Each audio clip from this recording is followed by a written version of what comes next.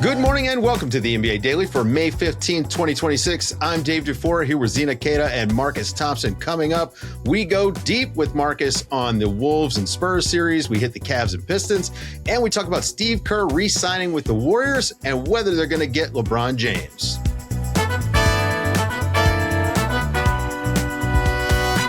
Good morning, everybody. Hello, Zena. Welcome, Marcus. How are you, buddy? What's going on, man? You know, just chugging along, getting through the playoffs. If you guys haven't been following along over at The Athletic, Marcus has been covering both sides of Wolves Spurs. Had a great story about Anthony Edwards and his relationship with his mom, and a great story on Dylan Harper. And, you know, it was funny. I was having this conversation with another buddy of mine that does basketball work, and we were talking about Dylan Harper.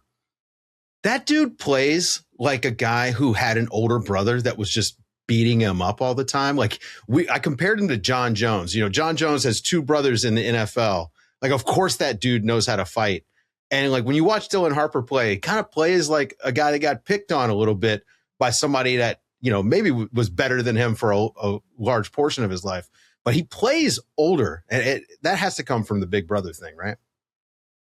I don't know. It might come from his mother. Philippines, the Philippine connection. He's been talking about that. His mama coached him. Got to give credit to the women. Yeah, coached him hard on him. Might have come from his mom. I mean, could have come from his 5-time champion father, sure. Right? So it just feels like he had it at every turn, right? No matter where he went, he was getting the business from somebody who knew basketball at a level he didn't yet. So you could kind of feel all of their like knowledge and willpower and just mindset mentality into him. Mm-hmm. It's just, to me, it's so uncanny to watch a rookie just confidently go coast to coast. It just doesn't happen. Not in the playoffs. Nobody feels that great just to be like, I got this. And if you do, it's like a wild ride. Like, hey man, what are you doing? Hey, slow. Well, and then the one time he didn't, he gave up the pass to Julian Champagnie that he missed. And Zena and I, after, we're like saying, no, we want Dylan Harper, take that thing to the hole. And like, I've never felt that way about a rookie in the playoffs. Yeah, no, it's just crazy. And these aren't like bad defenders. Like this is Jade McDaniels. Like this is people who, you know, he's going at Julius Randle. And if Mike Conley, who is, I understand he's old, but he is a savvy guy who knows how to get around. He's a smaller guy, so he's been figuring this out for years. Got every trick in the book, probably. He is just little boy in Mike Conley. He's like, if you're on me, I am going inside. You just don't see rookies stink like that. The game is too fast for them. But for Dylan, it's not fast at all. That's the part that's impressive to me.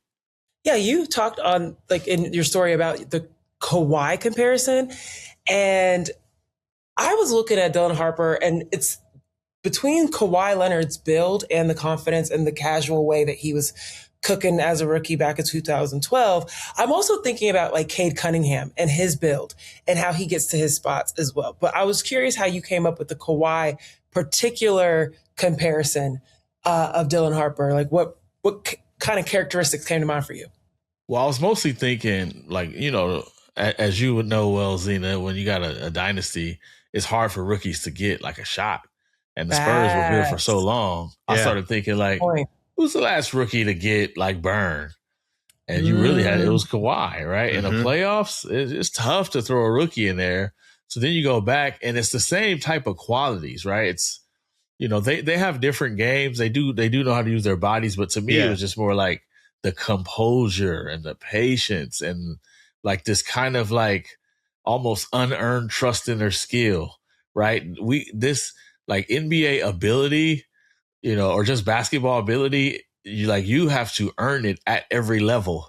You know, nobody, I don't care what they say, you don't know how good your skill is on a playoff level. Like even for Wembanyama, if he would have had a bad playoffs, we'd have been like, yeah, that's how I go. Next one, he'll be fine, right? Like it wouldn't even have been a knock because it's unproven at that level. So to me, that was like, man, when was the last time somebody was like this? His composure and his confidence for a rookie in the playoffs. Like, remember Wemby wasn't there? He just owned Portland. He's like, I'm doing this, right? It was the fact that he thinks that way is just crazy. And you know what the craziest part about all of it is Rutgers was terrible with him on it. They had him and Ace Bailey. How did they not win a championship? I don't know. That feels like a coaching issue. I don't want to cast aspersions of all time. Like, well, but this happens a lot in college, man. Some of the most talented college teams, it just doesn't come together. I think there is a part where I think, Cooper, right? You need some more experienced guys with them. I mean, look, this guy, he's been incredible. And like, stop me here if I'm jumping the gun, Marcus. You've seen a lot of players that, I mean, you watched, to me, the GOAT, like Steph Curry, his entire career. You've seen a lot of players that have broken out and become like Hall of Famers, all NBA. He is an all NBA player. Like, you can see it as a rookie that he's an all NBA player. And I just feel like this might be a guy who is vying for like MVPs at some point in his career. Like, that's the way I feel about him as a rookie. Except his teammate, right? I know, that's the biggest problem, right? Can you imagine that being as good as Dylan Harper and not even close to being the best player of your team? Like, that's 7.5 feet tall, man. You can't teach that. Like, that's just wild. But if you were like ranking, you know, one of my favorite things in the playoffs is like just rank best players just in a series, right? Yeah. Just, you know, Wemby 1, Ant 2. You're not getting far down before you're saying Dylan Harper's name. It's just not happening. Right. Like, you know, you could make you know, from experience, you could say Fox. Sure. You know, I'm not saying Randall. I probably put McDaniel. Mm-hmm. He not falling out of my top 5. That's just like, which is crazy. I think he's been the second best Spur. I think so too. I think, look, they played it perfectly. Mitch Johnson has done a wonderful job, but if you De'Aaron Fox, you're like, okay, that clock is ticking. It sounds loud.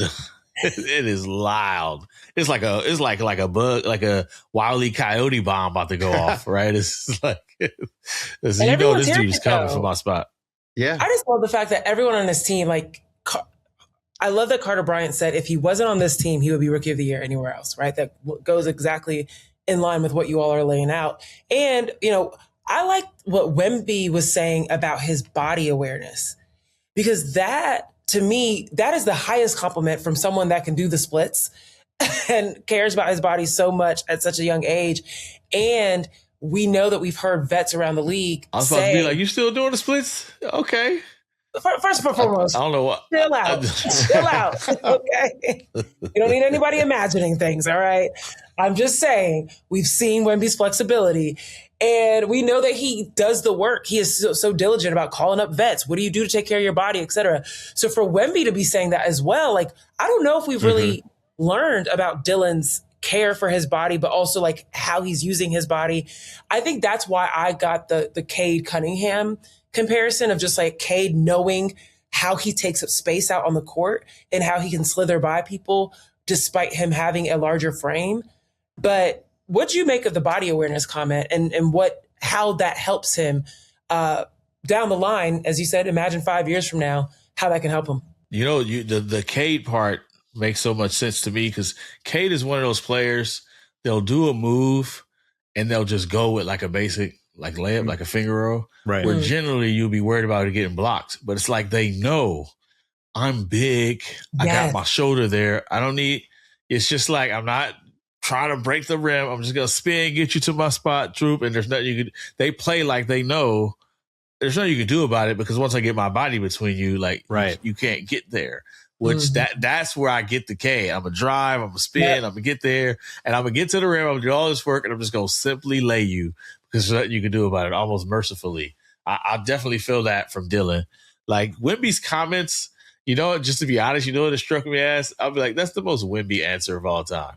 Like, this is the most like, you know what I'm saying? This old Furious Styles dude, this old Cordell West Hooper.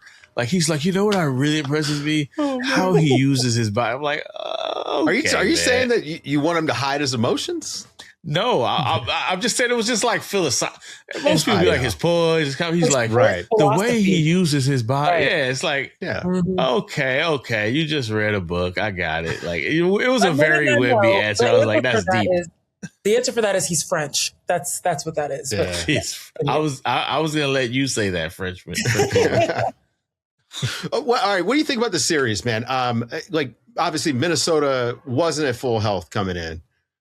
It does feel as if Ant has gotten healthier as the series has gone on. I don't think so. You don't think so? I mean, listen, he's still playing a little bit hurt, but he has gotten healthier. He looks a little bit better. I don't know. Like, he's definitely not full health, right? So this team, this Minnesota Timberwolves team, they just went through the Nuggets. They look like the better team. The Spurs struggled a little bit, I think, with the physicality that they brought, but the Spurs have kind of figured them out. When you're looking at Game 6, like, the Spurs just wrap this thing up because they really have solved it, or do the Timberwolves have something else up their sleeves? I don't think they have something else, but maybe the thing they have might work, because it's really just they got to make threes. That's what they have. Right. They have to make threes. Nas Reed's got to make threes. Julius Randle's got to make threes. Io, they just have to make shots. They can't have these dudes are shooting 40% on twos. Like, Wemby's. They just feel him. Julius smells them, right? Like Julius is like, I can smell you coming. Like they've stopped attacking completely. Yeah, that's what I'm saying. A mistake. They have to make threes. They just have to make threes. When they're hot from three, they become pretty tough. And Ant needs it. The reason I'm saying, like, I don't think he's getting healthier is because he's not exploding at all. Like, everything is, it's like he's playing, like he's the old head playing younger dudes. Like, I'm just going to beat you with my mind. Like, think about what are the chances we find. Well, they're throwing a double at him every time too. Right? Exactly. Like, but he's not, if you watch him, he's doing, it's very simple. He's going lay. He's falling on just about everything on purpose, because I think it hurts when he lands on his knees. If you notice, he's just going up. He's not landing. He's doing everything he can not to land. But just, we know Anthony Edwards. We know him. We're 5 games in. In what universe is he not trying to dunk on Wemby? Right. He hasn't even dunked. Yeah. He hasn't even, he's not dunking. He's getting to the rim and he's laying. Like, that explosion is so, like, pivotal to his game that it almost feel like, dang, we kind of got robbed. Because I still think San Antonio's just overwhelmed, but the ability for Ant to do the Herculean thing is a bit diminished. Because one thing, I don't know if it would change the series, but you gotta see if he banged on this dude, like how would he come back from that? You know what I'm saying? How does that? That's the part we're missing. And Julius is trying to do it, like trying to bully and do that, and it's just he's just not good too enough. Strong, man. Like, he's not good enough to do this to Wemby. Like, no matter if it's like psychological, in the end, Wemby's just so categorically better. Like, his C performance is better, right? So somebody like Ant, who is in the stratosphere, like, you could at least make him worry. I don't think anybody makes Wemby worried on that team except Ant, which is why they're just openly double. They're giving him the Steph Curry treatment. And you can see the other ones feeling tight because it's different when you got to make the shots. They missed Dante DiVincenzo big time. So badly. Right? So really badly. So badly. It's corner threes, right? They're missing the corner threes. Transition threes, those pull-up threes that can give you a little boost. I mean, what's tough for Minnesota is that it feels as if it's not just Wemby. And I know we're talking about San Antonio. They kind of got the bright lights and they're a little young. They haven't proven themselves. But, like, even Ant said this, I think it was after Game 4, that, after Wemby goes out second quarter, they still played really well. And Ant called it out. He said, when every team is missing their best player, people are getting, they're running, they're doing their thing, they're getting shots, etc.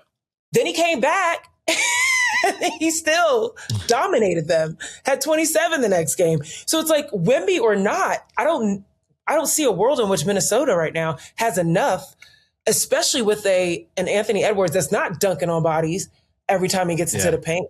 I just don't see how you have enough to do anything. So now I'm already in the mindset, Minnesota, turning your attention to what's your window? What are you doing with Ant Edwards and capitalizing on him when he's healthy, but like making sure. Zena's like, man, forget game 6. What y'all doing next season? It's over, right? We did this yesterday. We had an exercise on the shoot around, and we already threw Minnesota in there. This series, that's what I'm saying. You already done. You like, game 6 is coming, but I hear you on game 6. But we're build around Ant. What are you gonna do? Giannis, just go get Giannis a quit playing. Just go get Giannis. Could be right. You can't walk into next season saying Julius Randle is my second best player. Like you're basically saying we're not ready to win a championship. Well, Jaden McDaniels is probably the second best. I don't think either one you could win. You're not beating San Antonio or Oklahoma City with them as your, and that's where it's like now you're looking like, ooh, that cat would be perfect in this series.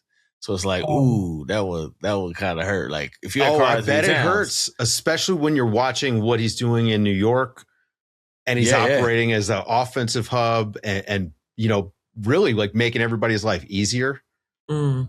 Yeah, that is a tough one. I do think though, Zena's right. If you're Minnesota, you have to be thinking we have to do something, right? Because San Antonio, this is their first time through. Like their last 3 draft picks: Steph Castle, Wemby, and Dylan Harper. Come on, man. That's the problem with San Antonio. Like if you're Minnesota, like you live by bullying people. Like that's the thing. San Antonio just as gangster as them. You're not pushing Steph Castle around. You're just not pushing these guys around. Carter Bryant is a rookie coming in giving smoke. The 6th man of the year is ready for it all. Like these dudes are just like them, but with the skill, like top to bottom. That's like Dylan Harper is the rookie, and he will go at anybody. And then at the top of the thing, Wemby's proven like he's built appropriately, like up here. Right. So what do you do? Right. That's so you're looking at if you're Minnesota, you like we got Ant, but. We got to deal with them. And then last year you had to deal with OKC. You start petitioning the league. We got to move to the East, right? They got to get to the Eastern Conference. I think. As one who's taking that flight, get East, man. What y'all doing? They got to get to the East. All right. Hey, guys, we're going to take a quick break. We'll be back with more Marcus Thompson.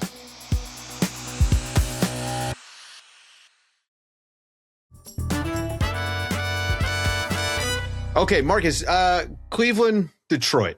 It's the playoff series that just I can't really say it's been entertaining. It has bouts of entertainment. But it's like Disneyland. Right? It's like Disneyland. It's like watching a rock fight. It's miserable, but for those moments where it's excellent. When you're on the ride. When you're on the ride. Everything else is like you're waiting 3 hours in line. It's hot. It's hella people. The food is terrible. But man, when you get on that ride, that's this series. When it's lit, it's lit. But when it's not, you're in line at Raiders of the Lost Ark. And so the game the other night, the Cavs, they take a 3-2 lead. Pistons blow a lead late. And honestly, they've flirted with this even in their wins. And Cleveland now won 3 in a row. Like, kind of feels like they figured out at least a little bit of a formula. Like James Harden getting all of the James Harden magic to work at exactly the right time has really paid off for him. But I think the biggest story out of this series is, again, this is 2 series in a row. Jalen Duren just doesn't really look like he belongs on the court half the time.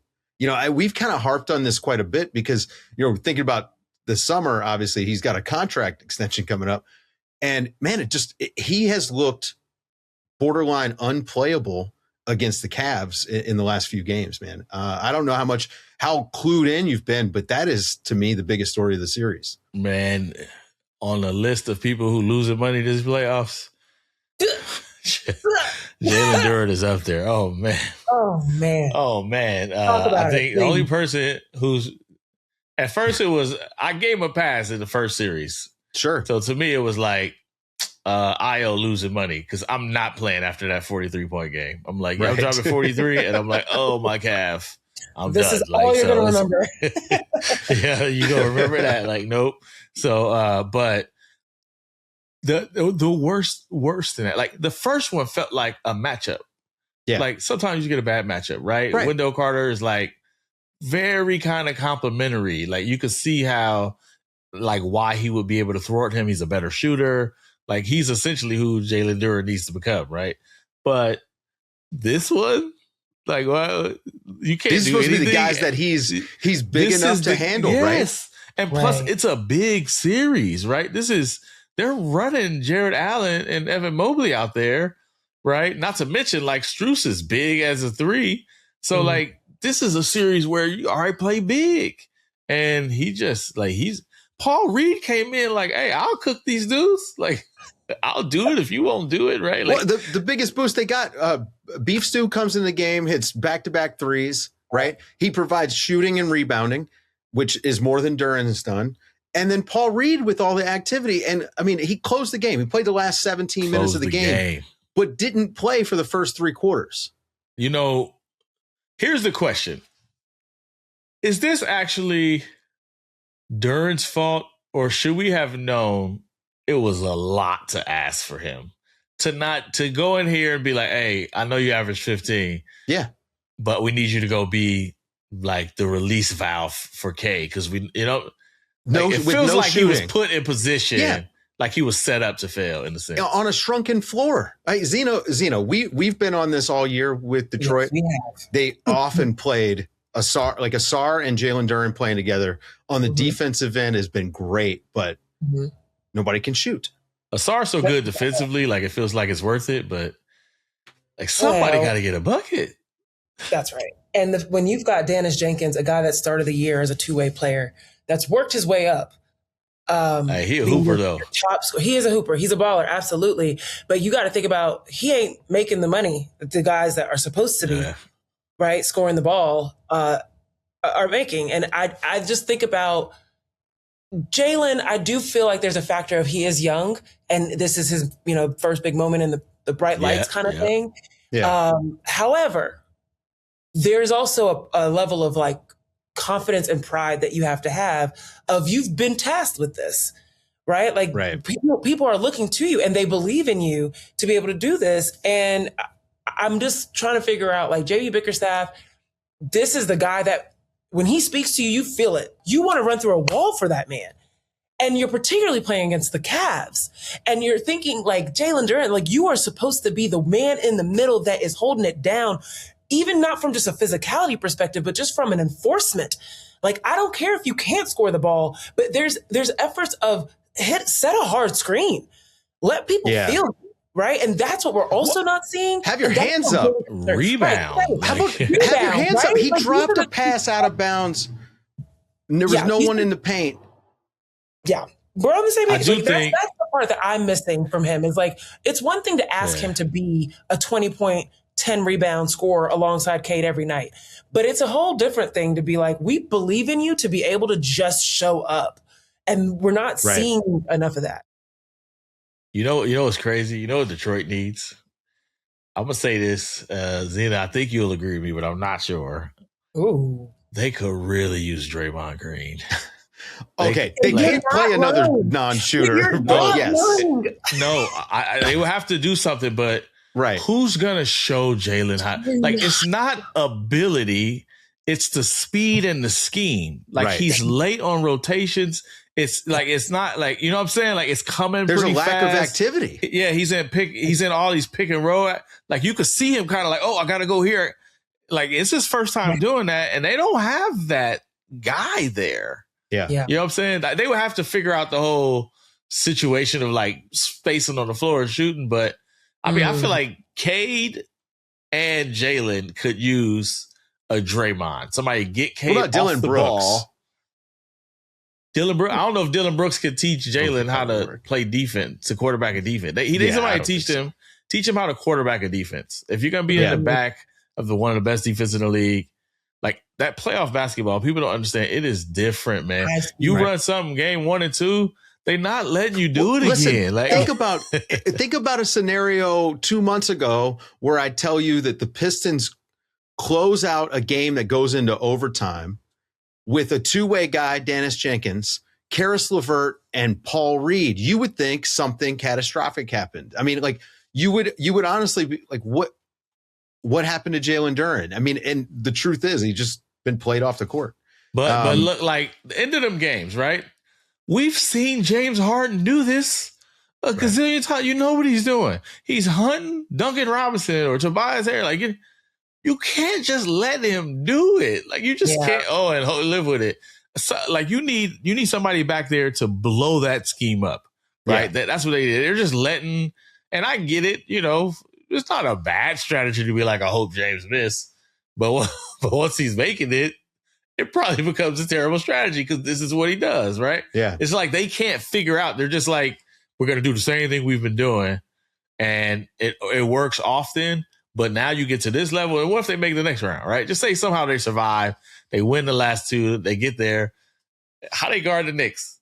How are they guarding the Knicks? You got to have Duncan Robinson on the floor. Tobias Harris is probably your most critical secondary offensive player. Neither one of them can guard. You know what I'm saying? They couldn't guard a gnome. So, like, now you playing the Knicks, like, who dropped 128, like a game. Like, how is this going to happen? That's a sweep. So, that feels like a sweep. 40. Like, that's a problem. Yeah. You guys think they got to figure this out? You think the Pistons can get it to 7? Here's why I think they could. Yeah. I think they could because even though I'm getting a little bit more convinced, I just don't believe in Cleveland. Like, I can see Cleveland choking this game. But Mobley's been so good, right? I did not think they would be up 3-2. When they got down, I was like, look at these Cavs. Blow it up. It's over. But they found some heart, right? They found something. Evan which Mobley would you say has a lot of confidence? Is it more the Cavs like stepped up, or or did the Pistons just choke? Oh, that's a good question. I think it's a little bit of both. I will say this: we have maybe unfairly focused on the ways that the Pistons have messed up when we've done it. Talking about these games, but the truth is a little bit of both. The Cavs are playing better. Like Evan Mobley, for all of the things that we said about him not showing up in big moments, he's been really big. Evan Mobley he's been really big in this series. I think that's been the big difference between in the 3 wins is that Mobley. I think he's won the games. Donovan too. Donovan's got 39 points. Like second all my half life, I had to fight energy. Well, no, what he's yes, that part. But Donovan, to use your Disney analogy, we're sitting there in the 3-hour line, and then Donovan shows up with the lightning pass at the very last second. And it's like, this is great, but where were you? We've been sitting here exactly for so what you've been doing. Right? So that's, I think, and the turnovers is what makes it hard for me to want to give this to Cleveland and push it more on that Detroit is choking, because we said this yesterday. Watching the game 2 nights ago, thinking about the fact that Detroit was up only 8 after beating the Cavs in the points off turnovers 20-2. You should be killing teams with that level of a discrepancy. That's a blowout. That's a blowout, and it wasn't. And so that's where I'm like, Detroit is still hanging on too closely, and we're getting a perfect foil in the way that New York is beating teams. This is dominance. This is how you take care of business, and you can get some rest for your stars, and you don't wait till the last second to be able to show up like we're seeing, Cleveland do. And you're also not waiting to squeeze the last little bit of juice out of Kate Cunningham like we're seeing Detroit do. So that's why I feel like it's teetering over to the Detroit is choking side for me than it is. Well, Cleveland. those Cade turnovers are they are loud. They are exclamation points sometimes. Yeah, they're pretty. It reminds me of like young Steph. I knew you were going to bring it up. No one has ever valued the basketball less than Steph Curry in crucial moments. But it's also why you get the magic. One is 6'2", 6'3", and he's got to be a little bit like he's getting trapped, he's getting blitzed. Like, Cade, what's your reason, man? You got all the size, you got. He could just stop gets and hold a little lackadaisical, but also like who's he giving the ball to? That's fair. That's fair. Hey, before we get out of here, I want to talk about the Warriors. Steve Kerr's coming back for 2 years. LeBron James, notable free agent. Is he going to go to the Warriors? No. I don't think it's happening. I think he goes home if he leaves. You do?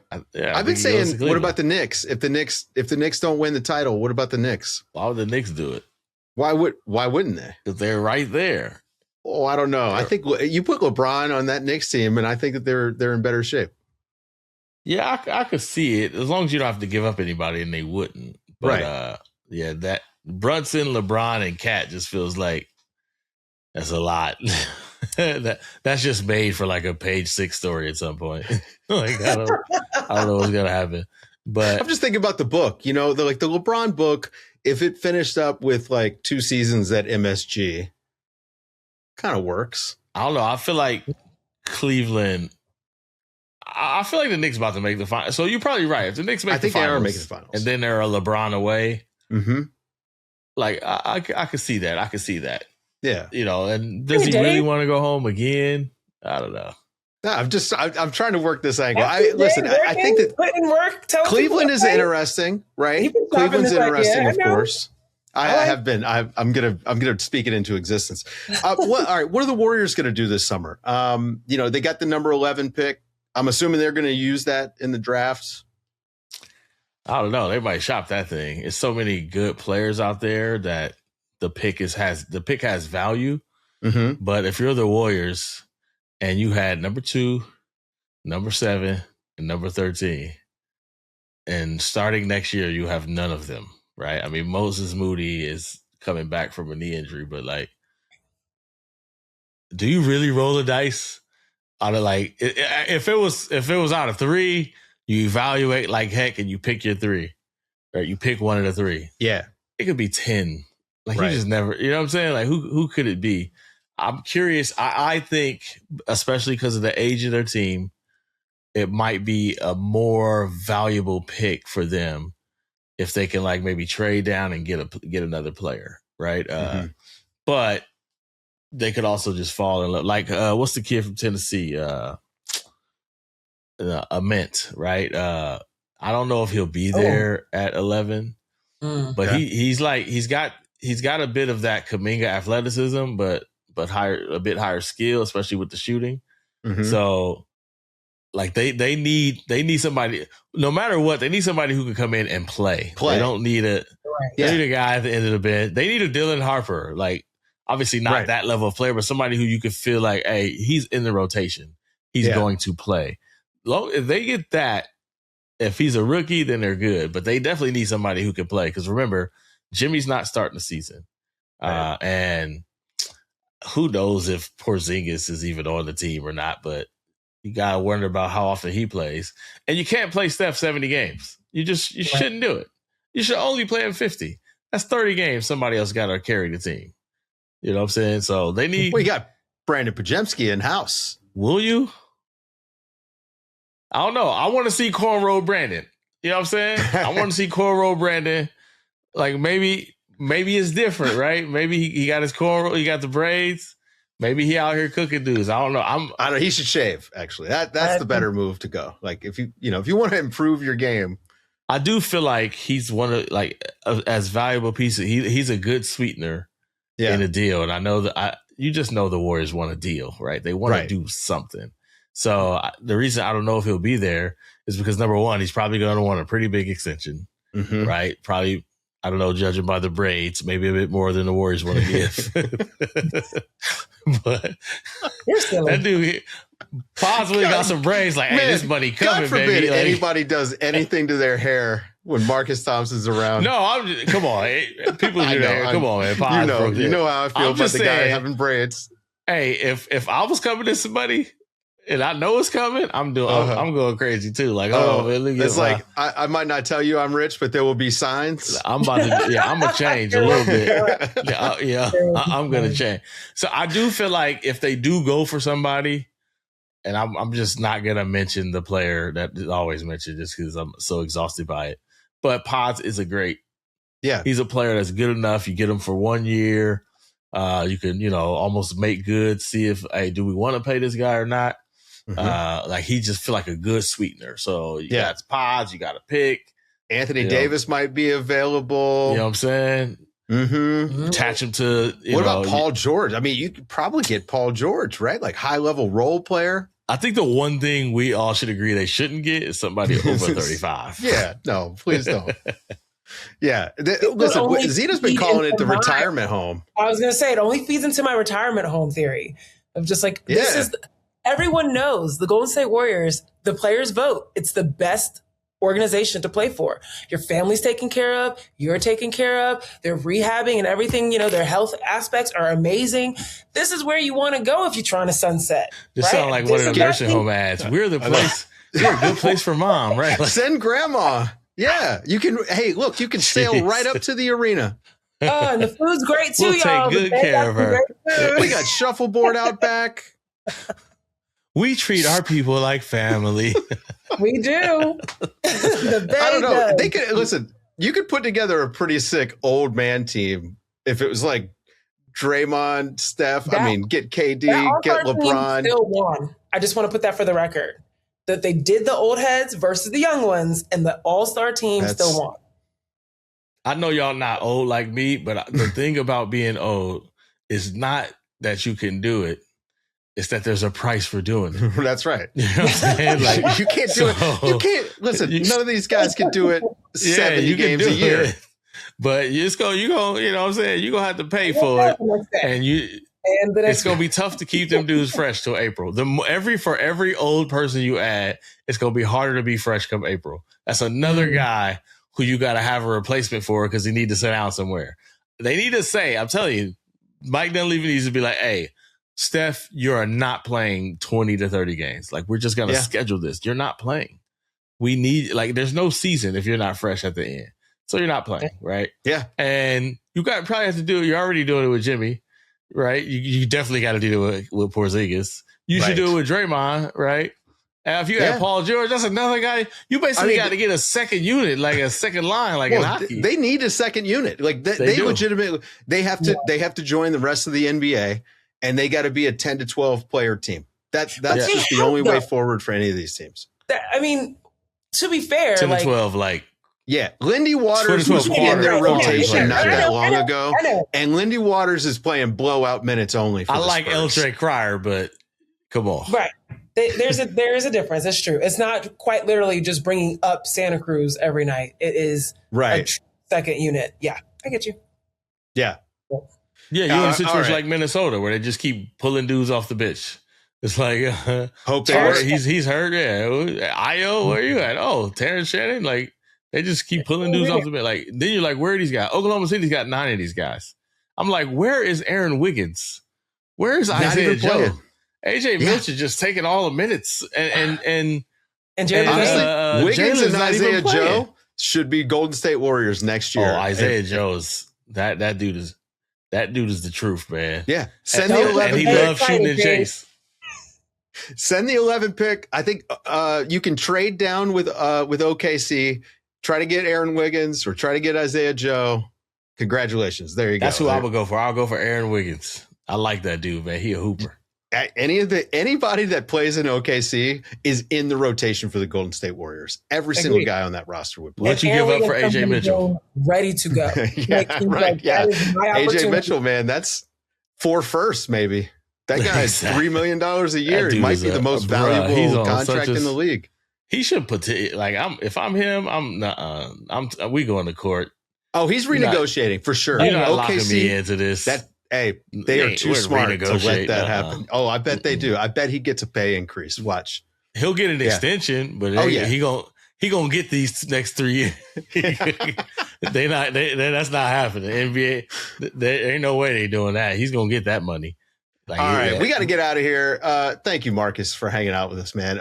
Look, if you're listening to this podcast, you read Marcus Thompson already, so go and hit the follow button on the website so that every single time he has a new story, it comes to you. So that way you know, and you don't have to go find it like I do every day. Marcus, appreciate you hanging out with us, man. Hey, look, I'm on The Athletic every single day. I just go look for your name. He did. I read everything you put out. You didn't press the follow button. Marcus Thompson is America's best sports writer, and I'm not his agent. Like Dave, and don't follow. Press the follow button because apparently Dave does not. Everyone.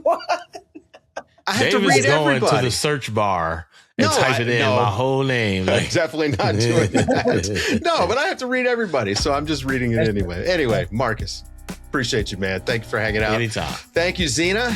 As always, I'm Dave DuFour, and this has been the NBA Daily. Thanks for waking up with us. Thanks for listening. Make sure you hit the subscribe or follow button so you never miss an episode. If you enjoyed it, drop a like, leave a rating, or let us know in the comments. Thank you guys for waking up with us.